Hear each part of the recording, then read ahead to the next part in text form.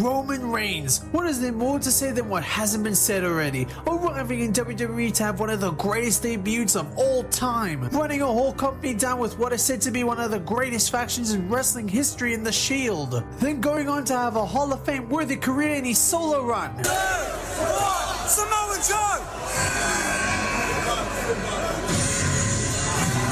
What the fuck?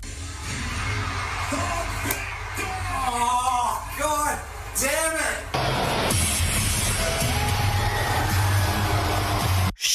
We're complimenting him first. But all that hate drove Roman into wanting more to do with his character, which led to one of the greatest gimmick changes in WWE history, as it created a multi-piece storyline that carried the company by the palm of its hand for 4 years straight. But then this cash cow of a story kept getting milked and milked and milked and milked to the point where it has you wondering if Roman even has anything else to give in his career so far, because we're 6 years deep into the storyline that doesn't feel like it knows where it's going. Hola everyone, my name is Nando, and for today's video we're going to be looking at the self-limitations of Roman Reigns. Because when you look back at Roman Reigns' WWE career, it's one of the biggest success stories in wrestling history. But despite all that success, there's been one problem that's followed him throughout his entire career, and that is every time Roman's character reaches a new chapter, WWE or even Roman himself eventually falls back into the safest version of what already works instead of evolving him into something more. What do I mean by that? Well, Roman's character feels stuck in a shell where meaningful character development rarely happens, with it creating several plot holes that has damaged not only his own story,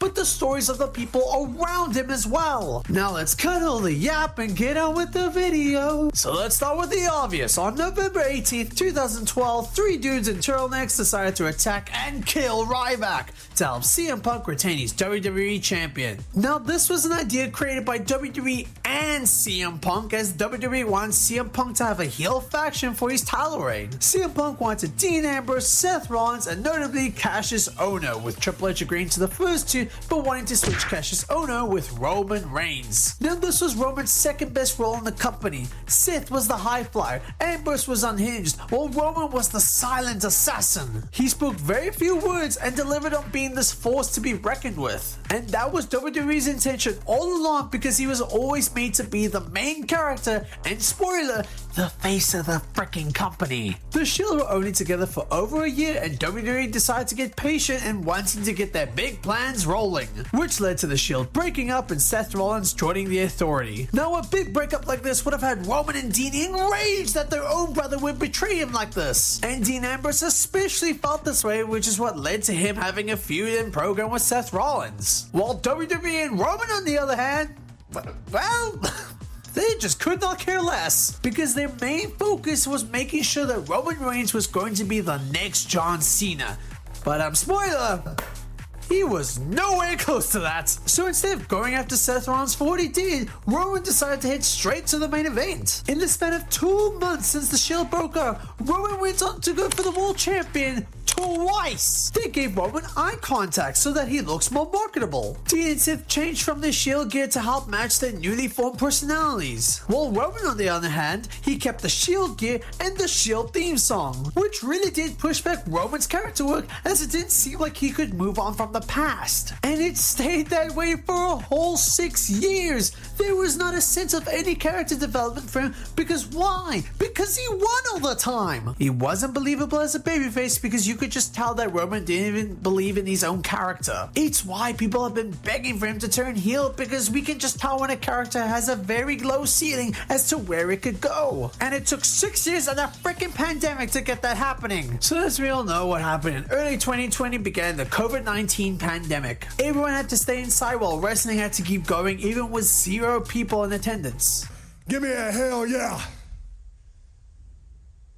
And crowd interactions are essential to a wrestling match, as you could just witness the greatest match you've ever witnessed, but without a crowd giving that energy to the match, you are not going to vibe with it. So with no crowd, WWE was just in a panic mode of experimenting with their show and see what could stick. They had the Thunderdome, Raw Underground, cinematic matches, giving Apollo Crews a push. Nobody knew what the hell they were doing. I'm kidding on the Apollo Crews part, like, he seems like a nice guy. So with WWE in its experimental phase, it's led Roman understandably noticing on how his character needs a big change, which then led to him proposing the idea of turning heel, which then led to SummerSlam 2020 where Roman Reigns returned after months of absence with a new beard and some fake ass teeth. With the added shocking conclusion of Paul Heyman, this then began the Tribal Chief era. Roman came back with the purpose of becoming the head of the table. He believed he was the only one carrying both the WWE and the NOI family legacy. He felt that his success and star power from being at the top provide opportunities and security for his family, which leads to him demanding his own relatives to acknowledge him as their leader. This then led to Jey Uso not accepting the change from Roman, so Roman had to beat the sense out of Jey to help him understand how important this role is for him. He needs to do this for his family. He needs to lead Jey and the rest of the legacy. So Roman got rid of the vest and provided himself with a golden glove. He changed his theme music to be in theme of his new gimmick. This one gimmick was one of the greatest hit pieces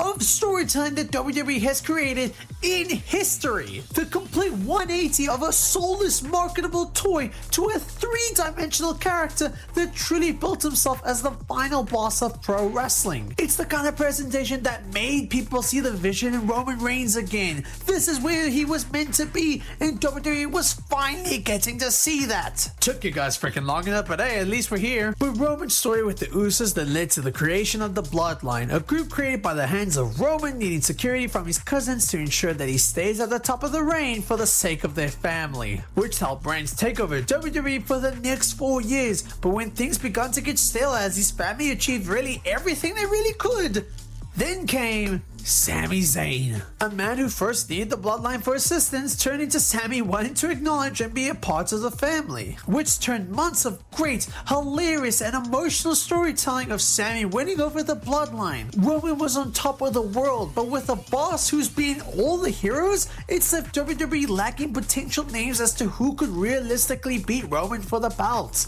Like, the drought was so bad that Braun Breaker was always the popular pick of dethroning Roman Reigns, even though he was still in his first year of NXT. That's just how much the roster was lacking in star power, people. Which then led a man who truly saved a dreadful era in WWE.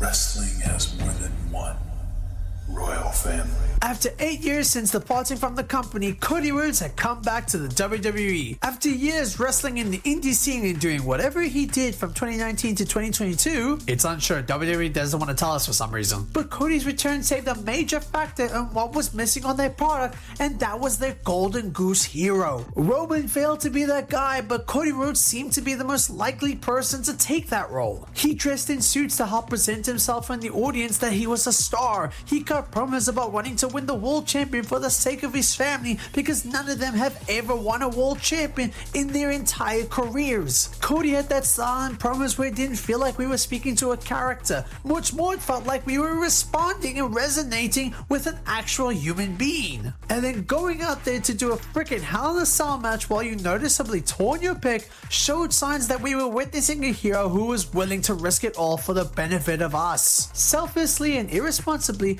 not taking a backseat to risk because he needed the company and the audience's trust that he was meant to be here. And this was the moment that let everyone know, oh my gosh, we found Roman's guy. So after 7 months of absence, Cody Rhodes returned at the 2023 Royal Rumble match and won it. This was the match that we've been waiting to see happen, but this culminated in a clash of stories because Roman was in the middle of a storyline with Sami Zayn. Because on that same show, Sami Zayn betrayed Roman Reigns because he got sick and tired of being around Roman's toxic behavior and how he treated people, and especially his family. So with WWE having two super hot baby faces in Cody and Sami, they handled the situation beautifully without Sami's moment really causing Cody Rhodes to go through a whole Batista Daniel Bryan 2014 moment. But unfortunately for Sami, he had fallen to Roman, and it was Cody's job to end it all at WrestleMania 39. This was Cody's mission to end the Bloodline trauma. Right? Right?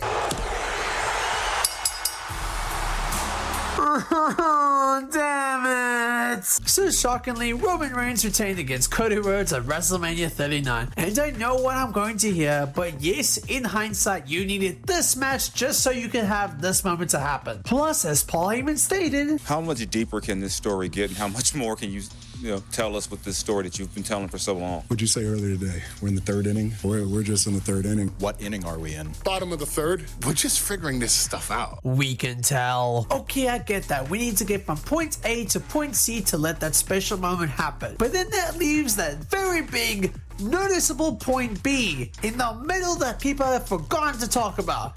And that is the aftermath, where Roman, signing his deal in 2022, had a part-time role and kind of bounced on his own storyline, leaving Solo Sikoa to lead the Bloodline. Now in writing, back then, Solo was a badass. He was like Roman in the Shield. He was silent but dominant and was someone that Roman could rely on getting the job done. He was the reason helping Roman even retain his champion at WrestleMania. But with all that, my man was still not ready, because Roman irresponsibly handed over a 3-long, compelling soap opera storyline to a rookie. And booking wise, instead of just being booked like a big boss like Roman Reigns positioned him, Triple H, for some reason, decided to book him like the final boss when you unlock him as a playable character. Because even when Solo Sikoa freaking squashed John Cena, he still went on a near 40 straight losing streak. A pile of losses that made no sense and offered no storyline purposes, which made the Bloodline look really bad. But things did turn up for the group once Roman Reigns came back, and this was the beginning of Roman becoming more pushy and angry towards his family members, which led to the Usos betraying Roman Reigns, even offering Roman's first loss in 5 years to Jey Uso, which set the tale of Jey Uso's solo run, which in hindsight, that was such a bad idea. But with Roman and Jay's personal beef, they decided to settle this at SummerSlam in a tribal combat match. This was a match for the world title, but also putting Roman's tribal chief status on the line as well, which is a very important stipulation to put up because this decides on who takes over the family's lineage. But before the match could start, the main rule was set very clear, and that was all the members of the Bloodline or any members of the NOI family were banned from ringside. And then Solo Sikoa just showed up. A freaking Bloodline member showed up and nothing was done about it, which really broke the whole structure of the match because that was the main tagline of the match. But when Solo was sorted out, it seemed like Jey Uso had a genuine chance of beating Roman for the title, but then a masked man pulled Jey out of the ring to reveal himself as Jimmy Uso, aka Jey's brother, and aka another freaking Bloodline member in a no Bloodline member match, costing Jey the match and allowing Roman to retain. Jimmy explained that he didn't do this out of hatred for Jey. He just didn't want Jey to turn into what Roman has become. Now, an explanation like that can make a lot of sense. Jimmy does not want to see another monster being created. But here's what really breaks the story real quick. It's Jimmy Uso himself! Because how the hell does this emotion express a man that needs to screw his brother out of his biggest accomplishment out of the sake of not creating another villain? Because this expression more so expressed that he no longer sides with Jey Uso and wants to ruin his moment for the sake of it. Furthermore, Jimmy Uso went back to begging to be back with Roman again, completely destroying the biggest peak of the whole storyline and defeating the whole purpose of destroying Jey's moment. We're just figuring this stuff out. And you could tell that the Bloodline was at their peak because they really did nothing else for the rest of the year. Roman was clearly at his least motivated, feuding with LA Knight, AJ Styles, and Randy Orton. Roman was barely bothering to show up as always, so his family members, like always, was doing all the storytelling for him. His reign had reached past 1,000 days, the only reason he beat Cody Rhodes, by the way, and now there's just nothing for him to do now. But then things finally picked up once again once Cody Rhodes won the 2024 Royal Rumble, pointing directly at Roman Reigns and letting him know that he was headed towards him. This has been the rematch that we've been waiting to see for over a year, No more excuses, no more pushback. Let's get Cody Rhodes, he's well deserved. Oh, god damn it!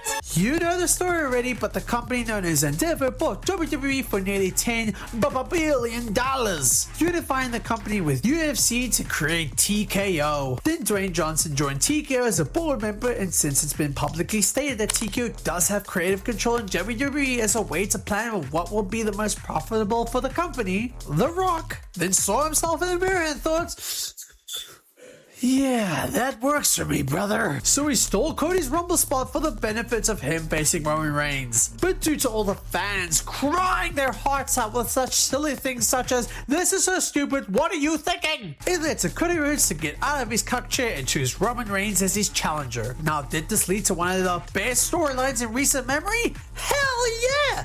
Every week was must-see TV. Thing is though, the storyline, let's be honest, was only really good because of The Rock's involvement. Because The Rock, for some reason, went on a full 200% run with the storyline. He was showing up to shows weekly, cutting promos inside and outside of the ring even when he didn't have to. This really helped create some serious and compelling stuff for this big time match, but The Rock did it so much that it just made you forget that Cody was facing Roman and not The Rock. Because most of this feud had Roman on the sidelines while The Rock did all the talking for him. This felt intentional, but in hindsight, the design of the faction just went nowhere. It made Roman look weak for no reason, because it's within this feud that Roman doesn't look like there's not a question that he can lose this reign, nor does it look like he finds interest in Cody as a threat. So when Cody Rhodes finally dethroned Roman Reigns' 1,316-day title reign, it was a huge moment. A big weight has been lifted off Roman's shoulders because he's now gifted the opportunity to someone else now. The Bloodline saga and Roman's reign of terror has finally ended. But then this leads to an exciting thought. What does Roman do from here? Roman can have little short programs with guys like Gunther, maybe Braun Breaker or Randy Orton. So many possibilities could be done, but then what if we did some more Bloodline Drama? So when Roman was gone, Soda felt the need that he had to lead the group again, but this time take further control than he did before. He was more demanding towards Paul Heyman. He brought in new names of Tonga Loa and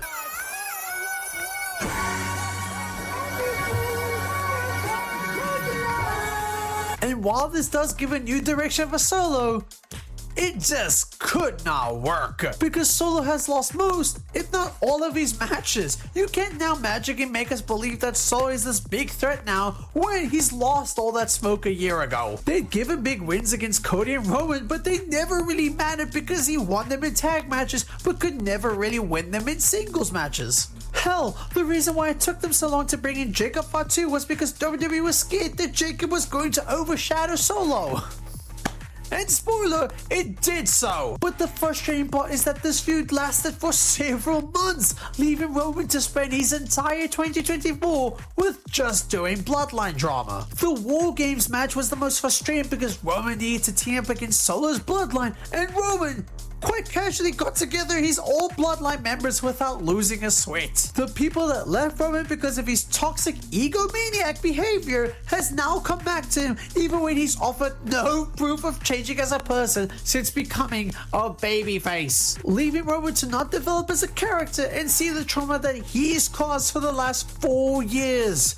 This is bad storytelling. But then things start to pick up in the 2025 Royal Rumble match. Now we all know how a Royal Rumble match is structured. It's always the first 2 picks that are legitimate names that have some good reason to be paired together, and then the first 3 to 19 are either jobbers, mid-carders, or maybe some fun cameos. Then the last 20 to 30 are the top names that come in. But for some weird reason, Roman Reigns, the part-timer, decided to come out at number 16. It blew off the whole roof off in shock because we came in so early in the match and it felt so fresh. Bro was just hooping. He was then doing fun tag stuff with Penta, and it made you think, oh my gosh, imagine what a Roman and Penta would do. But this match started the 3-way feud of Punk, Seth, and Roman, as Punk eliminated both Roman and Seth full on killing Roman. The main focus was mainly on Paul Heyman, with Seth trying to stir up that Paul Heyman isn't really someone you could trust, while Roman and Punk were fighting over on who could have Paul Heyman on their side. Since months prior, Paul Heyman convinced CM Punk to join Roman's team to help him face off against soulless Bloodline, with the agreement being that Paul Heyman could be in his corner for his next WrestleMania match. These men went on to headline WrestleMania 41 Night 1 and went on to have a killer of a match. Match of the year, a standout performance from all of the competitors. But the main talking factor was Paul Heyman betraying both CM Punk and especially Roman Reigns to help Seth Rollins. So now Roman has lost Jey Uso, Solo Sikoa, and now he's Wise Man, the man who helped culminate the creation of the Tribal Chief, the man that was closest to Roman because he was the one that truly understood him, has now left him too. How should Roman's run be now, knowing that he has no one on his side now? The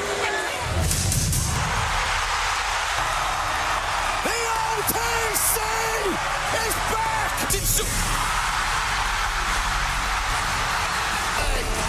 Roman Reigns is back! That was literally Roman's 2025 summed up in one video. 2025 has never made Roman feel more part-time than he did in this run. Roman and Paul's feud didn't even get to reach a proper conclusion because the big match was set for Seth and Roman, but then Seth got injured during an irresponsible dive at his age. So Roman decided to hit straight for the main event as he entered and won the 2026 Royal Rumble match, which led to his long-awaited feud with CM Punk. And this was the kind of feud that Roman needed. Punk was going to be a test because Roman has been the most protected guy in WWE, while CM Punk holds no filters to how he feels about people. With the feud starting hard as Punk brings up how Roman needs his cousins to win his matches, and worst of all, how Punk intends to bury Roman next to his dead father. This really drove Roman over the edge, and rightfully so. This was Roman's mission to prove that he can do it all and that he's still the man, the Tribal Chief. Only problem I had with this program is that Roman really does have a limit with his promo work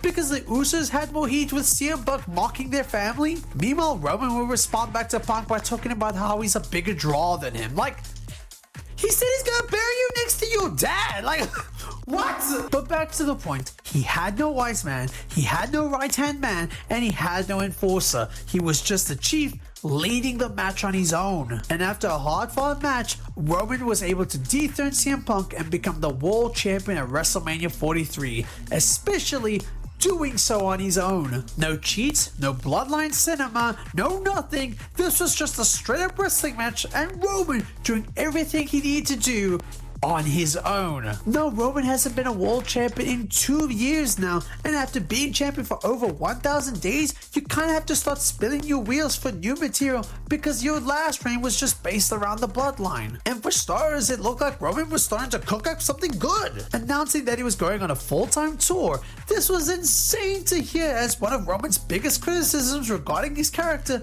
was that his part-time schedule was cooling off his stories and character. So with that being said, what is Roman's next chapter as a solo star? Oh my god! It's been a whole year since the Bloodline saga started. 6 years! 6 years since the Bloodline story has happened. And he's still doing it! Roman has reached his full potential with this storyline. He has created one of the most compelling storylines in WWE history with this. But please, just let it rest already. Roman and Jacob Fatu is a great matchup to start with, but it's a story regarding a story that's been reheated once again. You're just microwaving your own food at this point. Keep this in mind. I know with my tone it's like really troubling to tell, but like, I like Roman Reigns. I think he's good, and especially I think he's cool, but he's just playing his character way too safely. It's one of the big problems with Vince booking Roman as the big dog. He didn't want to turn heel and always played it safe and having Roman do the same shtick that didn't help nor benefit his character. I'm tired of the bloodline now. Roman could do so much more, but Roman just limits himself to just playing the hits, even though the whole program with CM Punk gave him such high praise. And after Clash and early, Jacob Fatu has fallen in line with Roman, fully completing the bloodline, but without the family member that failed to be a top star. And oh my gosh, they're even teasing a solo Roman match. Like, please just stop. Oh, please stop. I do hope I'm wrong and the story actually develops and gets better, but for now, that's it from me. Like the video if you enjoyed it, as it truly supports the channel, and subscribe because we're on the road to 380 subscribers. I am just Nando, never forget the name.